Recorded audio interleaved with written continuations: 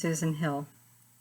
My husband is Jim Hill, the senior pastor at Family of God Lutheran Church in Detroit, Michigan. This is Thursday. Normally on Thursdays I would be preparing at this time to go downtown to the mission for Ladies' Night at Family of God. For the last 8 or 9 years I've been privileged to have the opportunity to teach the ladies' Bible class there. But for the last 6 weeks I've been here at home, and since it's Thursday, it seems appropriate that I finally come through with what I told Pastor Tyler Cronkright I would do 2 weeks ago, and prepare some remarks and comments to share with my ladies from Family of God. I hope they see it. I miss them. I miss seeing them in person.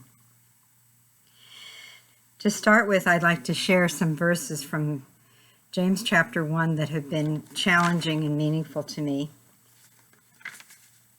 Consider it pure joy whenever you face trials of many kinds, because you know that the testing of your faith develops perseverance. Perseverance must finish its work so that you may be mature and complete, lacking nothing. Isn't that a wonderful promise? Be mature and complete and lacking nothing. Of course, now, complete is one of those absolute words that we'll never attain in this life, but it's something that we should be striving toward, making our faith mature, integrating it into all aspects of our lives. That's the challenge. And these times that we're in are very challenging. There are a lot of unexpected things that have been happening, things that we didn't really foresee, things that our culture and our way of life was not prepared for, things that are making changes.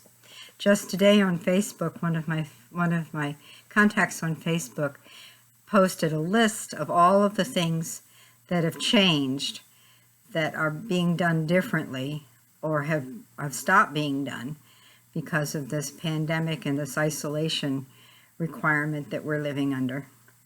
It was very interesting. Change is hard for some people to cope with. It seems some people say the older you get, the harder it is to cope with change.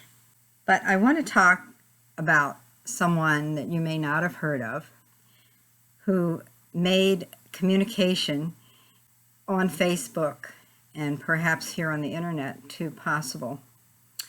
I'm speaking of an Austrian actress named Hedy Lamarr.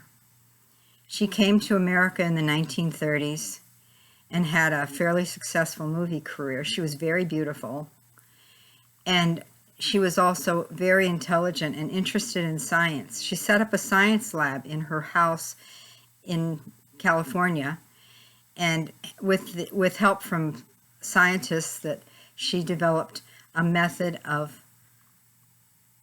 blocking communication of submarines, Nazi submarines. She hated the Nazis and wanted to do what she could to sabotage the Nazi war effort.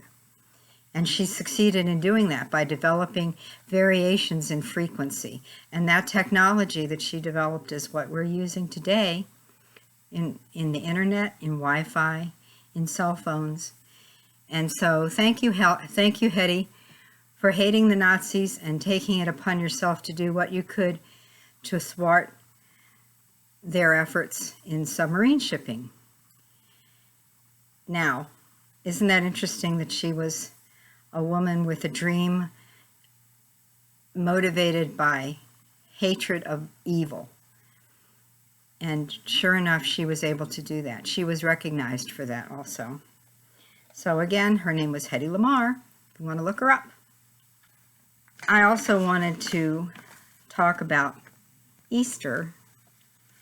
Now, it was interesting to me that this isolation period started during Lent. We could no longer gather in our churches. We could no longer sing praises to the Lord together. We could no longer experience the encouragement we normally get from corporate worship. But that put us back on our heels and forced us perhaps to improvise. I've seen online choirs, people in different locations, yet all singing together in harmony Our friend Brendan Norp at Concordia Lutheran in Kirkwood, Missouri, posted his choir, his worship band singing an Easter anthem, and it was so enjoyable. So, speaking of Easter,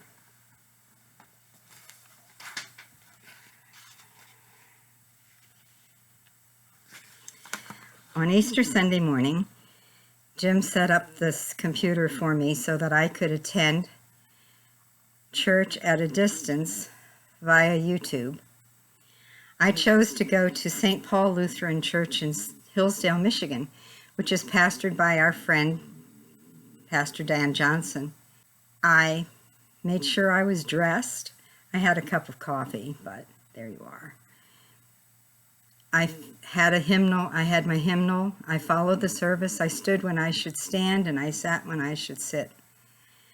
And one of the things that made the greatest impression on me was the fact that even though I wasn't there in person, I was blessed by the words I heard and by the fact that I was, in a sense, participating, perhaps with many other people.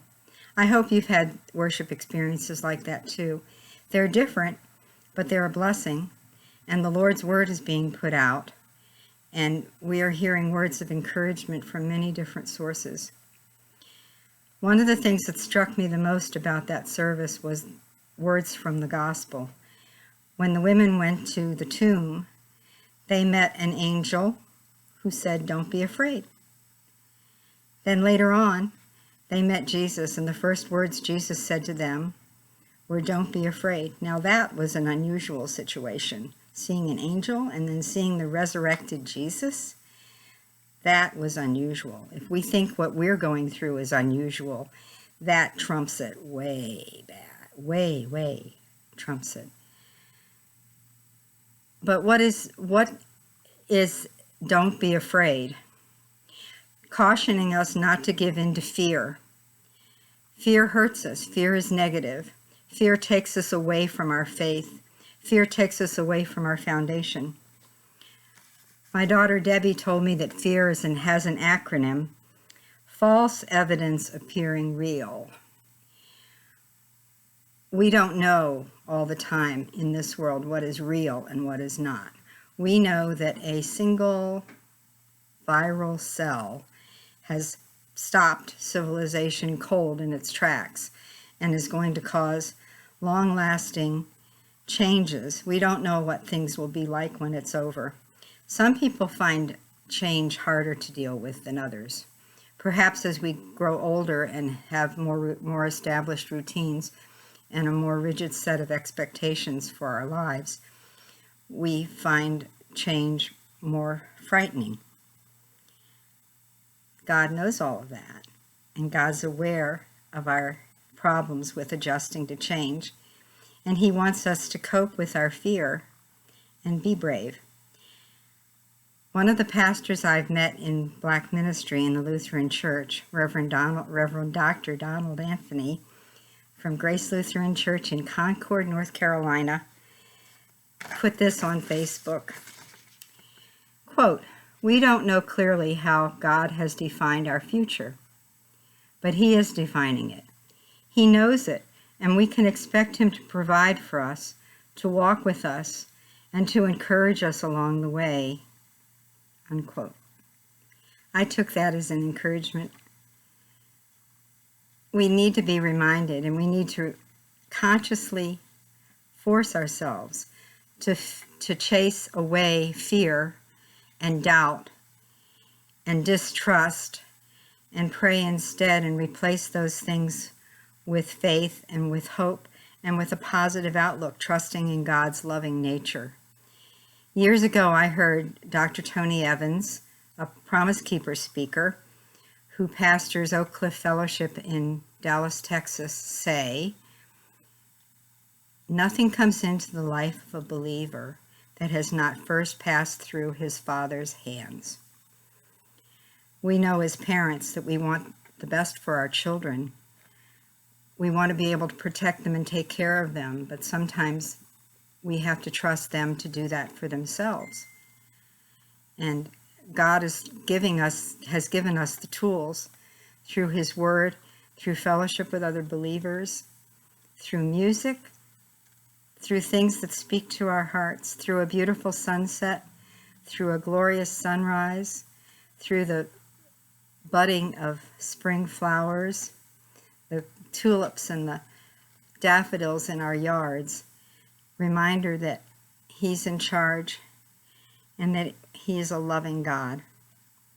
So, I have asked Pastor Tyler to end this little presentation with a recording of Have No Fear, Little Flock, which I think is an appropriate song for us to think about right now, and I know it's always been a blessing to my heart.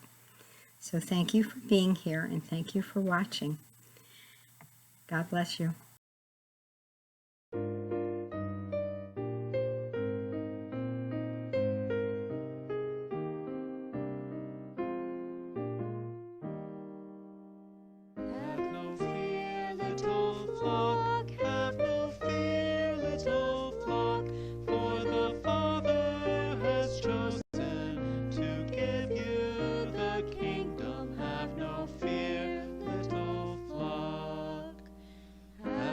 Cheer, little flock, have good cheer.